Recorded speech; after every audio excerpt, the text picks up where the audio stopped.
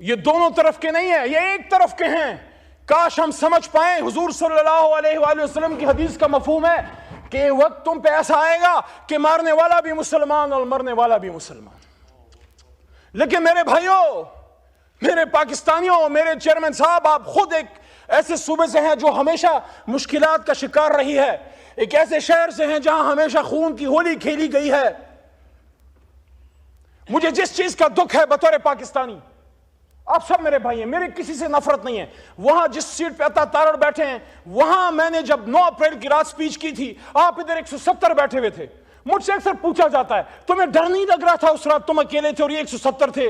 मैंने कहा मैं उनको दुश्मन नहीं, सिर्फ एक सियासी मुखालिफ समझता हूं, मुझे उनसे कोई डर नहीं था। लेकिन मुझे जिस चीज का दुख है वो ये है कि जो यहां डी चौक पे शहीद हुए हैं आगा साहब, उनकी न सिर्फ जान गई है बल्कि उनका मान भी टूटा है। मैं दिल के दर्द से ये कह रहा हूं, उनको ये पता था कि गिरफ्तार हो जाएंगे, आंसू गैस चल सकती है, लाठी चल सकती है, हाथ पैर टूट सकते हैं, लेकिन जो गोली हमने इनको हिंदुस्तान पे चलाने के लिए दी है वो मेरे सीने से आर पार कभी नहीं होगी, कभी नहीं होगी, कभी नहीं होगी। ये गोली तो उन लोगों के लिए हमने तुम्हें दी है कि जो लोग श्रीनगर में मुसलमानों का खून बहाते हैं, ये गोली पाकिस्तानियों पे चलाने के लिए नहीं, ये गोली पाकिस्तान और इस्लाम के दुश्मनों पे चलाने के लिए है। और आज हमसे बात की जाती है कि बताओ, हमारे पश्तो में कहते हैं मड़ुम शुमो पढ़ुम शुम, मार भी दिया और मैं ही गुनहगार। मुगल नयम ची गमुन तबजाड़म मरवत से तो पे पोएगी मुगल नयम ची जख्मुन तबजाड़म खपल इंतकाम पपर हरुद केरान गाड़म ज पुख्तुन ची लग दमशम लग समशम द जरे हिसाब बदर नगवाड़म वकुल जाल हक वज़ाक़ल बातिल इन्नल बातिल काना ज़हूक़ा। मुज़ाकरात निकल आएगा, इमरान खान भी इंशाअल्लाह 500 दिनों से खड़ा है। हम मुज़ाकरात की भीख नहीं मांगते। अगर तुम समझते हो कि उसका अंदर रख के मुल्क चला सकते हो, चला के देख लो। हम एक मुतालबा करते हैं, डी चौक के खून का इंसाफ चाहिए, हमें और कुछ नहीं चाहिए। मुझे भी साथ इमरान खान के अंदर डाल दो। 78 दिनों तक रहा हूं मैं। ख्वाजा साहब ने कहा ना, मैं उस बात से एग्री करता हूं। ख्वाजा आसिफ ने कहा कि इज्जत से जेल गुजारनी चाहिए। 78 दिन तक रहा हूं। एक ऐसे आदमी का पोता हूं जिसने पाकिस्तान बनाया था, इस आदमी के साथ जेल का दुख नहीं। जिस कोठरी में 6/8 में मुमताज कादरी को आपने रखा, उसमें मैं रहा। पेशावर जो मेरा अपना शहर है, जहां पला बड़ा हूं, वहां सूफी मोहम्मद को, तहरीक नफाज़ शरीयत मोहम्मदी के सूफी मोहम्मद मरहूम साहब को जिस 6/8 की कोठरी में रखा, मैं भी उधर रहा हूं। मैंने भी कभी ये बात असेंबली के फ्लोर पे नहीं की, लेकिन ख्वाजा साहब ने बात की है तो मैं भी कह रहा हूं, हमने भी जेल काटी है, जवां मर्दी से काटी है। लेकिन मुझे दुख उस दिन हुआ जब अपने मर्दान में, जब मेरे तमाम फ्री एमपीओस खत्म हुए, तो जो मेरे सामने चार्जशीट रखी गई, उसमें आर्मी एक्ट था, उसमें सीक्रेट एक्ट था, उसमें एटीसी था। देयर अंडरस्टैंडिंग, ये दोनों वकला और पीछे काकड़ साहब भी शायद बैठे हैं, वो भी समझते हैं। क्या पाकिस्तान बनाने वाला अली मोहम्मद, क्योंकि अगर मेरे दादा या आपके नाना ने पाकिस्तान बनाया तो हमने बनाया, क्या वो सीक्रेट एक्ट यानी पाकिस्तान से गद्दारी का मुजरिम होगा? क्या वो दहशतगर्द है? वो मर्दान जिसने मुझे 3 बार इज्जत दी, उस वक्त 2 बार पास हुआ था। आपने मुझ पे, मेरे मर्दान में दहशतगर्दी और मुझसे गद्दारी का फतवा लगाया। उसके चंद महीने बाद मर्दान ने मुझे 1 लाख से ज्यादा वोट देके वापस इधर से ऐवान में भेज दिया। देखिए, खुदा लगती बात करें, ये पाकिस्तान मगरिबी पाकिस्तान वालों ने नहीं, मशरिकी पाकिस्तान वालों ने बनाया था, बंगालियों ने बनाया था। हम उनको 2nd दर्जे के सिटीजन समझते थे, हम उनसे बात करना तौहीन समझते थे। हम समझते हैं ये लड़ नहीं सकते, हम समझते हैं सिविल सर्विस नहीं चला सकते। वो जीत गया, हमने उसको हुकूमत दे देते, हुकूमत क्या हो जाता। हां, गैर मुल्की साजिशें हुई। वो क्या कहते हैं कि दीवार क्या गिरी, मेरे कच्चे मकान की लोगों ने मेरे घर में, मेरे आंगन से या घर से रास्ते बना लिए। जब हमने हक नहीं दिया तो फिर अगरतला साजिश हुई। जब हमने हक नहीं दिया तो मुक्ति बहानी बनी और इंदिरा ने उसको, इंदिरा गांधी ने सपोर्ट किया। लेकिन बंगाली, ये भी तो अपने आप से सवाल कीजिए, वो बंगाली जो हमसे पहले पाकिस्तान जिंदाबाद कहते थे, वो बंगाली फिर हिंदुस्तान जाके मुक्ति बहानी की ट्रेनिंग कौन ले रहा था? हिंदुस्तानी फौज के आर्म मिलिट्री पर्सनल भी मुक्ति बहानी के जामे में आते थे। लेकिन हम तो इतने संग दिल हैं कि उस माहौल में जब एक साजिश हुई, हमारी गलतियां हुई, पॉलिटिकल हमने एक्सपीडियंसी का मुजाहरा किया, हमने मिलिट्री ऑपरेशन किया, लेकिन उस माहौल में मशरिकी पाकिस्तान में जिन लोगों ने पाकिस्तान जिंदाबाद कहा, जिन लोगों ने इस्लाम जिंदाबाद कहा, कायद-ए-आज़म जिंदाबाद कहा, जिन्होंने पाक फौज उस वक्त जिंदाबाद कहा, उन बहारियों को आज तक अपने इस मौजूदा पाकिस्तान में आप शनाख्ती कार्ड तक देने के रवादार नहीं। पाकिस्तानी तो मानो जिसने चलती गोलियों में पाकिस्तान जिंदाबाद कहा। कहानी बड़ी लंबी है, शॉर्ट करते हैं 3-4 मिनट में, आपका शायद जब्त इतना ना हो।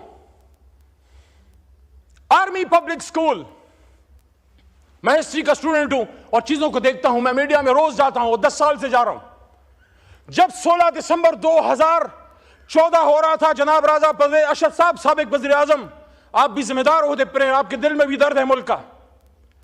उस वाकये से चंद दिन पहले Indian security adviser Ajit Doval ने ऑन रिकॉर्ड कहा था, हम इस पाकिस्तान को सबक सिखाएंगे, हम इनको तकलीफ देंगे। शहरयार भाई बैठे, इंटीरियर मिनिस्ट्री चलाई, इनको इन चीजों का पता है। क्या हमें वो दुख, वो दर्द महसूस होता? आंखों से आंसू चले जाते हैं। लेकिन वो माएं कहती हैं हमारे बच्चों को शहीद मत कहो। हमने उनको स्कूल शहादत के लिए नहीं, उनको स्कूल के बैग पीछे बांध के भेजा था। उन्होंने इंजीनियर बनना था, उन्होंने डॉक्टर बनना था, उन्होंने आपकी कुर्सी पे बैठना था। जनाब चेयरमैन साहब, उनको उस छोटी सी उम्र में मासूम शहीदों को, ये सिर्फ एक शहादत नहीं है, अगर हम इसको समझें, गैरत है बड़ी चीज जहाने तगदों में। चेयरमैन साहब, गैरत है बड़ी चीज जहाने तगदों में, पहनाती है दरवेश को ताजे सरेदारा। ये हिंदुस्तान ने हमारे मुंह पे थप्पड़ मारा था कि तुम्हारे घर में घुस के तुम्हारे बच्चों को शहीद कर सकते हैं, आधा मुल्क भी तोड़ सकते हैं, शहीद भी कर सकते हैं, और तुम लगे रहो आपस में एक दूसरे के कपड़े उतारने। बात मेरी 8-9 मिनट से ज्यादा नहीं होगी, मेरी रिक्वेस्ट होगी थोड़ा मुझे दिल से सुन लें। मैं दिल से ही बात करता हूँ, कहता हूँ वही बात, समझता हूँ जिसे हक। मैं ज़हरे हलाहल को कभी कह न सका कंद, अपने भी खफा मुझसे हैं, बेगाने भी ना खुश, कहता हूं वही बात, समझता हूं जिसे हक। और ये कभी आप खान साहब से पूछिएगा कि खान साहब के नज़दीक जाके उनको सच्ची बात कौन करता है। देखिए जनाब चेयरमैन साहब, आज जब यहां हम गुफ्त शनीद की बात कर रहे हैं, तो आज से 1450 साल पहले कुरान में यह हमें अल्लाह कह चुके हैं अपने हबीब सल्लल्लाहु अलैहि वसल्लम के जरिए कि अम्रुहुम शूरा बैनहुम, कि जब आपके बीच में कोई मसला होता है तो आप शूरा कीजिए। लेकिन हम वो बदकिस्मत, माज़अल्लाह वो बदकिस्मत कौम है, अफसोस से मैं कहना चाह रहा हूं कि आधा मुल्क गवा के अपने बच्चों का खून, उससे पेशावर की पाक धरती को रंगीन करवा के हमने आज तक होश के नाखून नहीं लिए। यह ऐसा मुल्क है जिसमें एक वज़ीर आज़म फांसी चढ़ गया, दूसरी का गोश्त हवा में उसका खून लहरा गया, एक आजादी के अगले साल शहीद कर दिया गया, और एक गोलियां खा के 500 दिनों से जेल में पड़ा हुआ है, खड़ा है, मजबूत खड़ा है, लेकिन हमने होश के नाखून ना लिए। मैं समझता हूं जनाबे चेयरमैन साहब कि कोई भी सियासतदान हो, सियासतदान गोली नहीं मारता, सियासतदान बात करता है। सियासतदान की खूबी यह है कि वो बगैर लड़े आपको मुल्क दे देता है। वो पीछे तस्वीर लगी है, घोड़े पे बैठ के हाथ में बंदूक था, में पाकिस्तान आजाद नहीं हुआ था। पाकिस्तान एक पॉलिटिकल वर्कर ने कलम की ताकत से एक बैरिस्टर लिंकन जिनके उसने हमें हासिल करके दिया था। अफसोस उसकी सिर्फ तस्वीर पीछे लगाने के लिए हमने रख छोड़ी है और माल पानी बनाने के लिए रख छोड़ी है। कहते हैं कायद-ए-आज़म 2 तो काम होगा, शर्म नहीं आते हमें। यहां बड़ी बड़ी पॉलिटिकल लेगेसीज हैं और सबका मुझे एहतराम है, क्योंकि ऐसे नहीं बनती, कुर्बानियों से बनती है। गफ्फार खान बाबा की भी लेगेसी है, आज जो उनके पोते नवासे कर रहे हैं उससे मेरा कोई काम नहीं है, लेकिन मैं इज्जत तकरीम देता हूं गफ्फार खान बाबा को भी, वली खान साहब को भी। भुट्टो साहब की भी लेगेसी है, मुस्लिम लीग की भी लेगेसी है। लेकिन मेरे भाइयों, मुझे आप ये तो बताइए, ये जो इस वक्त डी चौक में शहीद हुए पड़े थे, इनको क्या हिंदुस्तान में आके मारा है? आर्मी पब्लिक स्कूल का सानिहा कल की तारीख में हुआ था। 16 दिसंबर पाकिस्तान की तारीख का स्याह तरीन दिन है। 1971 में एस्टैब्लिशमेंट सियासतदानों को दोष देती है, सियासतदान एस्टैब्लिशमेंट को दोष देते हैं। इतनी बड़ा पाकी दामा की हिकायत, दामन को जरा देख, जरा बंद कुबा देख। कोई कहता है जनरल यहया ने फौज कुशी की, कोई कहता है तुमने इधर हम उधर तुम का नारा लगाया, कोई कहता है हाइब्रिड रजीम है। यह हाइब्रिड रजीम क्या 2017 से आई? 1986 में जब मोहतरमा बेनजीर भुट्टो शहीद पाकिस्तान उतरी एग्जाइल के बाद, पाकिस्तान की तारीख शायद है कि या वो दिन था या 30 अक्टूबर 2011 जब पूरा लाहौर निकल आया था, या पूरा लाहौर बेनजीर के लिए निकला है या इमरान खान के लिए निकला है। लेकिन जब सन 86 में, मेरा सवाल आज इस पार्लियामेंट से, यह मुकदमा जमहूरियत है, मैं किसी नवाज शरीफ, जरदारी या इमरान खान की बात नहीं कर रहा, मैं इस पार्लियामेंट का, इस जमहूरियत का रोना रो रहा हूं कि आज हमें हाइब्रिड रजीम की बात की जाती है। यहां सिलेक्टेड की बात हुई, हमें सिलेक्टेड भी कहा गया, पता नहीं क्या क्या कहा गया। शुक्र है कातिल तो नहीं कहा गया, कातिल तो नहीं है, अपने हमारे हाथों में किसी का खून नहीं है, शुक्र अल्हम्दुलिल्लाह। यहां बेशुमार लोग आया करते थे। इसी डी चौक में मैं, परवेज खटक और शेख रशीद इमरान खान के हुक्म पे जाके एंगेज करते थे। यहां साथजा कराम आए, यहां LHVs आए, यहां नर्सेज आए, यहां सरकारी मुलाजमीन आए, यहां उलमा कराम आए, यहां बिलावल साहब आए, यहां मरियम नवाज साहिब आई। हमने एंगेज किया, न गोली चलाई, न किसी को पकड़ा। 24 घंटे से ज्यादा रिकॉर्ड किसी के पास नहीं है कि हमने किसी को जेल में रखा। जनाब चेयरमैन साहब, यहीं इसी कुर्सी पे कायदे अवान तशरीफ फरमा थे शहबाज शरीफ साहब, और मैंने उनके सामने ये गोश गुजार की बात, मैं तकरीर के दौरान चिट्ठी नहीं पढ़ता, मुझे पता है मैंने क्या कहना है। मेरी उम्र गुजर गई है, 10 साल मेरे इस पार्लियामेंट में गुजर गए हैं। वल्लाह मैंने यहां लड़ाई देखी है। ऐसे लगता है जैसे हम घरों से यहां लड़ने के लिए आते हैं, जैसे ये कैमरास बंद होते हैं फिर आपस में चाय पीते हैं। ये मुनाफिकत नहीं है। एक दूसरे की शादियों में जाते हो, एक दूसरे से मिलते मिलाते हो, इकट्ठे जाके उम्रे करते हो, लेकिन जब कौम की बात आती है फिर आपस में लड़ते हो। किसको दिखाने के लिए? अल्लाह को राजी करो यार। इज्जत जिल्लत इमरान खान, नवाज शरीफ या जरदारी के हाथ में नहीं है। इज्जत और जिल्लतों का मालिक वो है जिसके 100 नाम ऊपर लिखे हुए। आज वो बात करो जो खुदा लगती बात हो, जो हक लगती बात हो। एबटाबाद डिवीजन में जनाब चेयरमैन साहब, मैं एक एक शहीद के घर गया हूं। यहां छोटा भाई इधर बैठा हुआ था, अता तारड़ साहब इस वक्त नहीं है। मैं उनको कहता हूं, अता भाई मैं आपको हाथ से पकड़ के, मेरी गाड़ी में, उसमें मेरा अपना जाती पेट्रोल है, मेरे साथ चलें। कम से कम जिन शहीदों को मैं जानता हूं उनके कब्रों पे मेरे साथ जाएं। और मेरा आपसे वादा है, रेंजर का शहीद आपका नहीं, मेरा भी शहीद है, इकट्ठे रेंजर्स की शहादतों और दुआओं पे भी जाएंगे। लेकिन एबटाबाद डिवीजन नथिया गली के टॉप में एक पहाड़ी के सिरे पे एक नौजवान मुबीन मलिक की जो शहीद हुआ है यहां, और उसकी जो गोली बॉडी पे लगी है वो आर पार नहीं गई, उसमें एक बुलेट वुंड है। और यहां लॉयर्स बैठे हैं, मरवत बैठा है पीछे, मरवत साहब बैठे हैं, आप भी लॉ के स्टूडेंट हैं। जब बॉडी से गोली आर पार नहीं जाती, इसका क्या मतलब है? इसका मतलब है कि इट्स अ स्नाइपर शॉट।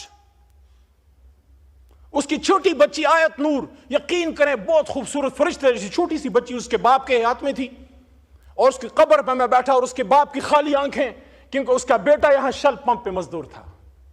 क्या गुनाह किया था उसने? वो भी तो किसी का बिलावल था, वो भी तो किसी का कासिम या सुलेमान था या हमजा था। एबटाबाद का अब्दुल कादिर, उसका छोटा बेटा हिजबुल्लाह, रात के अंधेरे में जब आग हमने जलाई, उनके घर में बैठने की जगह नहीं है। एबटाबाद की सर्दी का आपको पता है, खुले आसमान तले आग जला के हमारे साथ वो बैठे हुए थे। उसका छोटा बच्चा हिजबुल्लाह जो मदरसे और स्कूल में पढ़ता है, सवाल करता है कि मेरा बाप क्यों मरा? आर्मी पब्लिक स्कूल में तो दहशतगर्द आए थे, यहां कौन आया था मेरे भाई? यहां कौन आया था? पार्लियामेंट के सामने ला इलाहा इल्लल्लाह मुहम्मदुर रसूलुल्लाह के सामने यहां गोलियां चल रही थी। यहां में कहा जाता है नहीं मारा तो किसने मारा? Forget about this point that they were the workers of Pakistan Tehreek-e-Insaf. They were Pakistanis, and according to the Constitution of Pakistan, Article 9. Article 9, और मैं अप्रिशिएट करता हूं यहां आज राना साहब ने अच्छी बात की है कि दोनों तरफ जो शहीद हुए हैं उन सब के लिए इन्ना लिल्लाहि व इन्ना इलैहि राजिऊन पढ़नी चाहिए। मैं पढ़ चुका हूं। To cut the long story short, hybrid की बात होती है। चलिए इस पे एक बात करके फिर इसी मजाकरात वाली बात पे आते हैं। बड़ी हाइब्रिड की बात होती है, वो मैंने उधर से शुरू की थी बेनजीर साहिबा के पाकिस्तान आने के।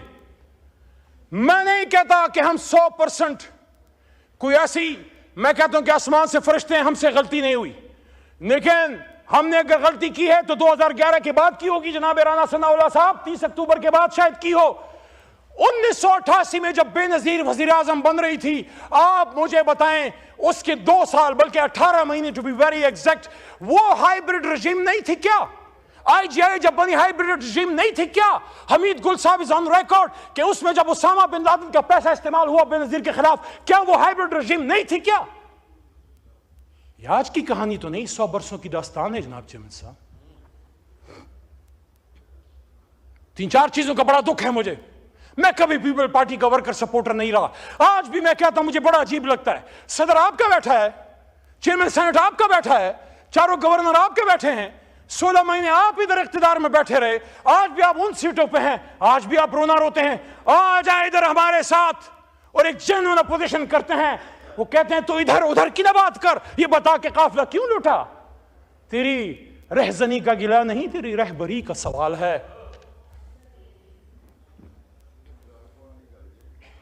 मेरे चेयरमैन साहब, हम मामलात को सुलझाने वाले लोग हैं। मैं जिस इलाके से हूं, बचपन में लोरी में हमें बंदूक और तलवार सिखाई जाती है। जो खुशाल तुरा पलास कफन पगाड़ा बड़ा पासम कि खबर शुम च पुख्तुन दचा गुलाम शो। मैं खुशाल खान खटक कब्र से हाथ में तलवार और कफन पहने निकल आऊंगा अगर मुझे यह पता लगा कि पख्तून या मुसलमान किसी का गुलाम बन गया। लेकिन हम आपस में लड़के जीत भी गए तो किससे जीतेंगे? लाश तो पाकिस्तानी की गिरी है ना। अगर इधर अनीस सत्ती की गिरी है इस्लामाबाद में, मैं सब जगहों पे गया हूं। वो अपनी मां को ये कह के गया था चेयरमैन साहब कि मेरे लिए दुआ करना, मैं अपने लीडर को आजाद करने निकला हूं। आपके भी लीडर के लिए लोगों ने अपने आप पे आग लगाई थी, खुदकुशियां की थी जनाब। हालांकि खुदकुशी इस्लाम में हराम है, लेकिन मेरे भी लीडर के लिए मरते वक्त उन्होंने खून से कैदी नंबर 804 लिखा है। Look at the commitment of the level of the workers of Pakistan Tehreek Insaf. Imran Khan को किसी ने अकेला नहीं छोड़ा। मियां साहब का गिला अपनी जगह दुरुस्त है। जब मियां साहब ने फरमाया कि उनको कहा जाता था कि कदम बढ़ाओ मियां साहब, हम तुम्हारे साथ हैं, लेकिन जब मुशर्रफ का आहनी हथौड़ा चला, जुल्म हुआ, इमरजेंसी कायम हुई, मियां साहब ने देखा तो मादूद चंद लोग थे, एक जावेद हाशमी था, उसको भी फिर आपने प्रॉपर्ली ओन नहीं किया। लेकिन ये क्या कहें, हमारा भी उसी तरह का दर्द है। ऐसा ना हो जो खड़े थे इस तरफ, कल को फिर वो पीछे ही खड़े रहे और जो निकल गए थे वो फिर आगे बैठे हों। होता है, सियासत में होता है हुजूर।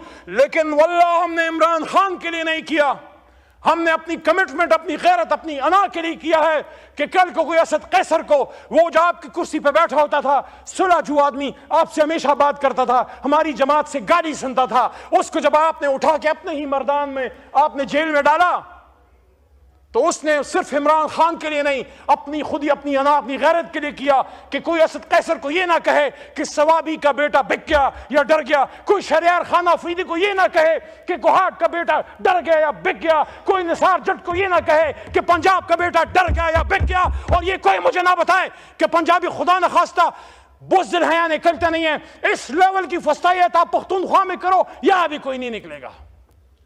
हमने तो सुना था कि माएं बहनें सांझी होती हैं, ये कैसी सांझी माएं बहनें हैं? जब मेरी और आपकी मां रेहाना डार के सर से दुपट्टा छीना गया और उसको खींचा गया तो फिर सियालकोट के साथ पूरा पाकिस्तान क्यों ना रोया? और आप क्यों ना रोए? आपकी तो जमात ही खवातीन के हकूक पे बनी है हुजूर।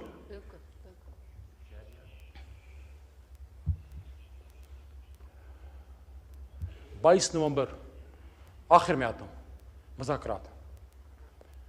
16 फरवरी को मैं, आमिर डोगर, चीफ व्हिप साहब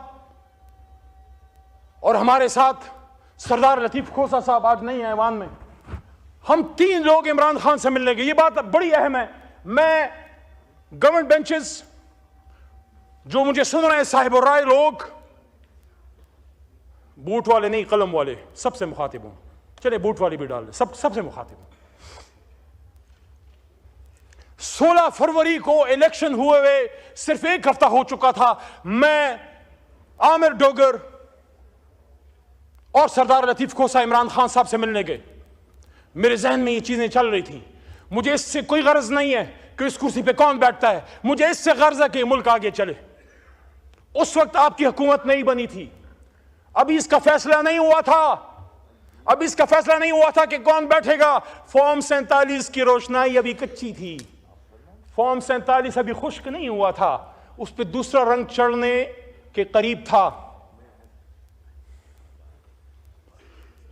खान साहब से मैंने पूछा कि खान साहब, आपने पिछले साल 2022 रमजान में जमान पार्क में आपसे एक मीडिया पर्सन ने पूछा क्या फतह मक्का की बात करते हैं, क्या आप आज भी फतह मक्का मॉडल पे खड़े हैं? मैंने जब ये बात की तो क्या अपने क्या पराए सारे मेरे पीछे पड़ गए।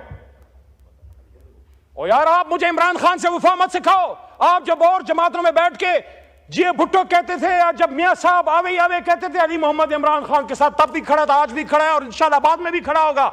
मैं जो बात करता हूं इसलिए करता हूं कि इमरान खान निकले, मुल्क आगे जाए। मैंने खान साहब से कहा आप खड़े हैं? उन्होंने कहा हाँ। मैं फतह मक्का मॉडल पे खड़ा हूं, और फतह मक्का मॉडल का क्या है कि जीत के बाद इंतकाम नहीं, आम माफी। लेकिन उसको आम माफी तो रसूलुल्लाह सल्लल्लाहु अलैहि वसल्लम भी नहीं दे सकते थे जिसने किसी का खून बहाया। वो तो किसास की बात है, वो तो अदालत की बात है, सियासी इंतकाम नहीं। और उसके साथ एक और बात इमरान खान साहब ने की, जो मैंने जब की तो फिर मुझे मेरे अपने पड़ गए, और फिर आपके भी यार लोग पड़ गए, और वो दूसरे भी पड़ गए, और सारे पड़ गए। खान साहब ने कहा ट्रुथ एंड रिकंसिलिएशन कमीशन। उन्होंने कहा कि नेल्सन मंडेला ने ट्रुथ एंड रिकंसिलिएशन कमीशन कायम करके अपने मुल्क को आगे ले गया। बल्कि उनके अल्फाज to be exact quote end quote ये थे कि वेस्ट ने, इमरान खान साहब ने कहा कि वेस्ट ने हमारे नबी पाक सल्लल्लाहु अलैहि वसल्लम की तालीमात को अपना के फतह मक्का मॉडल को लेके ट्रुथ एंड रिकंसिलिएशन कमीशन बनाया, और देखो वेस्ट आज कहां चला गया और हम किधर खड़े हैं। मैंने बाहर आके ये बात की इलेक्शन कमीशन के बाहर, दोस्तों को याद होगा अगर इधर कोई है, इलेक्शन कमीशन के बाहर मैंने कहा कि खान साहब कहते हैं कि हम ट्रुथ एंड रिकंसिलिएशन कमीशन, तो रिकंसिलिएशन पे तो जोर दिया कि अली मोहम्मद कहता है रिकंसिलिएशन। मैंने ट्रुथ पहले की है, पहले ट्रुथ देन रिकंसिलिएशन। सच बोलना पड़ेगा। 2 मिनट और। 22 नवंबर, ये फैक्ट्स आपके सामने आने चाहिए, पूरी कौम सुन रही है। 22 नवंबर को हमें हमारी पॉलिटिकल कमेटी ने जनाब इमरान खान साहब से मिलने भेजा, हमें नहीं मिलने दिया। मैं था उसमें, चेयरमैन गौहर थे उसमें, सेक्रेटरी जनरल राजा थे हमारे, राजा साहब उसमें, हमारे साथ रऊफ हसन साहब और सरदार लतीफ खोसा। हमारा काम क्या था? हमने इमरान खान साहब को यह कहना था कि ये जो एहतजाज है उसको आप मुलतवी ना करें, खत्म ना करें, सिर्फ ऑन होल्ड कर लें, इस्लामाबाद की पेरिफेरी में कहीं बैठा दें, ताकि गुफ्तगू जो चल पड़ी है वो गुफ्तगू किसी अंजाम तक पहुंच सके। हमें मिलने नहीं दिया।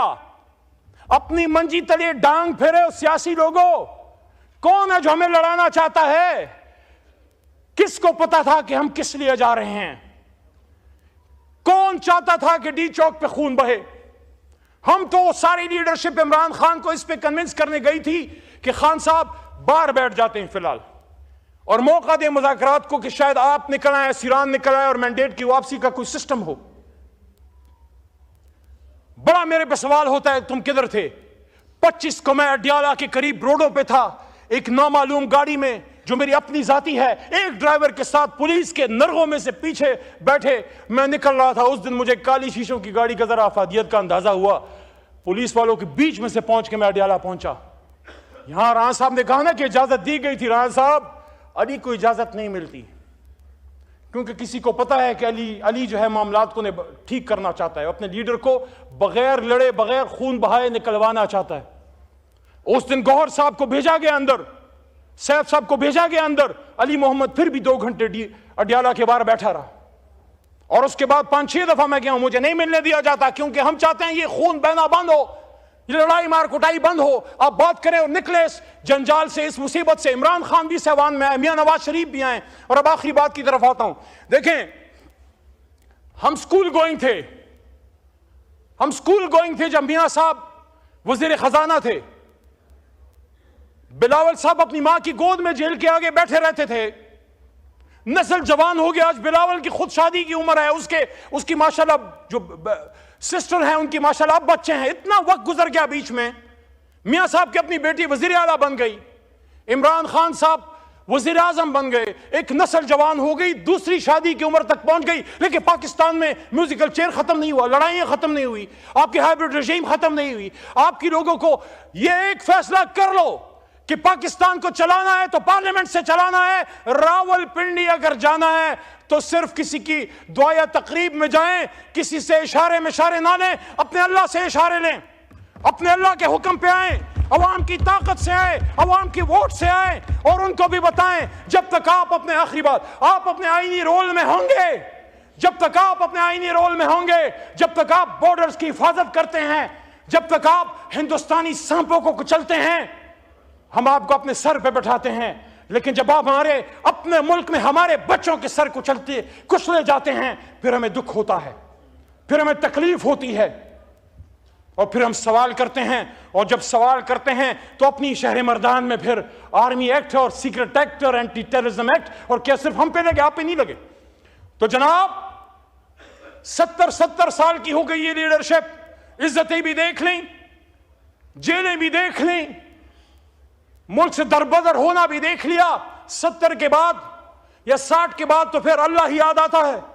मियां साहब इज 70+, जरदारी साहब इज 70+, इमरान खान साहब इज 70+, और मौलाना फजल रहमान साहब भी 70 के करीब होंगे शायद। मेरी तजवीज है, मुझे पता है मेरी बात सदा बसहरा होगी, लेकिन मोहब्बत गोलियों से बो रहे हो, वतन का चेहरा खून से धो रहे हो, गुमा तुमको के रास्ता कट रहा है, यकीन मुझको के मंजिल खो रहे हो। तीनों बड़े लीडर आए, पार्लियामेंट में बैठे और ये फैसला करें मिलके हुकूमत नहीं बनाएंगे, ये नहीं हो सकता। आग और पानी इकट्ठे नहीं हो सकते। पीपल्स पार्टी नून लीग का आपस में एक नजरियाती इख्तिलाफ रहा है, हमारा आप दोनों से नजरियाती इख्तिलाफ रहा है, लेकिन उस पे तो इख्तिलाफ नहीं, इस पे तो इख्तिलाफ नहीं, न कायद पे इख्तिलाफ, न इस झंडे पे इख्तिलाफ, ना इन पे इख्तिलाफ, ना अल्लाह पे इख्तिलाफ, ना कुरान पे इख्तिलाफ, और ना इस बात पे इख्तिलाफ कि ला इलाहा इल्लल्लाह मुहम्मद रसूलुल्लाह या पाकिस्तान का मतलब क्या। तो फिर इसका मतलब है अगर इसके आगे कोई इख्तिलाफ होगा तो फिर वो अना की जंग होगी, फिर वो जाती इख्तिलाफ होगा। जिस तरह हमारे पख्तूनख्वा के गफार खान बाबा फरमाया करते थे कि खिदमत में तो कोई इख्तिलाफ नहीं, इख्तिलाफ तो खुद गर्जी से पैदा होता है। तो आप आए, सिर्फ 15-20 सेकंड आप आए, इमरान खान साहब को भी बाहर आने दें। मैं उसको जानता हूं, दरवेश है, मर जाएगा लेकिन झुकेगा नहीं, उसको मरने ना दें। असासा है मुल्क का, लियाकत अली खान असासा था, भुट्टो साहब असासा थे, बेनजीर शहीद असासा थी, मियां साहब भी बड़े लीडर हैं, इमरान खान साहब मुल्क के सबसे बड़े लीडर हैं। जज, जर्नल, ब्यूरोक्रेट, इंजीनियर, डॉक्टर रोज पैदा होते हैं, लीडर सालों में पैदा होता है। उसको गोलियां तो मत मारो यार, उसको गोलियां तो मत मारो यार, उसको शहीद तो मत करो यार, उससे कौम को फायदा लेने दो यार। इमरान खान, मियां नवाज शरीफ साहब और आसिफ अली जरदारी साहब की रिस्पॉन्सिबिलिटी बनती है। इस मुल्क ने आपको बड़ी इज्जत दी है, आप कहीं नहीं। तारड़ साहब ना पीएम हाउस में ना सदर हाउस में, आप पार्लियामेंट हाउस में आइए, तीनों बड़े लीडर बैठे और उसके बाद उसको वसी करें। मैं पहले 3 की बात क्यों कर रहा हूं?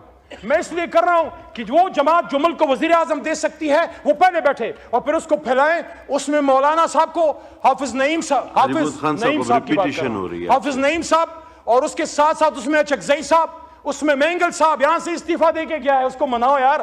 वो पहाड़ों में गया है, एक अकबर भुगती काफी है पहाड़ों में शहीद होने के लिए, बस करो यार, और शहादतें नहीं चाहिए। बलोचिस्तान की पहाड़ियों में अख्तर मेंगल से भी बात करो यार, और यहां MQM से भी बात करो, क्योंकि मुझे आज भी याद है, इस वक्त नहीं है फारूक भाई, लेकिन फारूक भाई का वो शेर मुझे आज भी याद है, शायद आज मैंने बोलना भी था कि मेरे लहू से वजू, फिर वजू पे वजू, ज़बाने डरा हुआ हूं तेरी नमाज से मैं, आओ इधर बैठो। और फिर ये शेर इंशाल्लाह पूरा होगा कि उम्मीद अभी कुछ बाकी है। एक बस्ती बसने वाली है, जिस बस्ती में कोई जुल्म न हो और जीना भी कोई जुर्म न हो। उम्मीद है ऐसी बस्ती की, जनाब चेयरमैन साहब जल्दी नहीं, उम्मीद है ऐसी बस्ती की जहां जुल्म का कारोबार न हो, जहां जीना भी आजार न हो, उम्मीद है ऐसी बस्ती की जहां रोटी जहर से सस्ती हो। जनाब कादिर पटेल साहब, चेयरमैन साहब, काश ये बस्ती काश तुम्हारी हो, ये बस्ती काश हमारी हो। पाकिस्तान जिंदाबाद, इमरान खान पाइंदाबाद।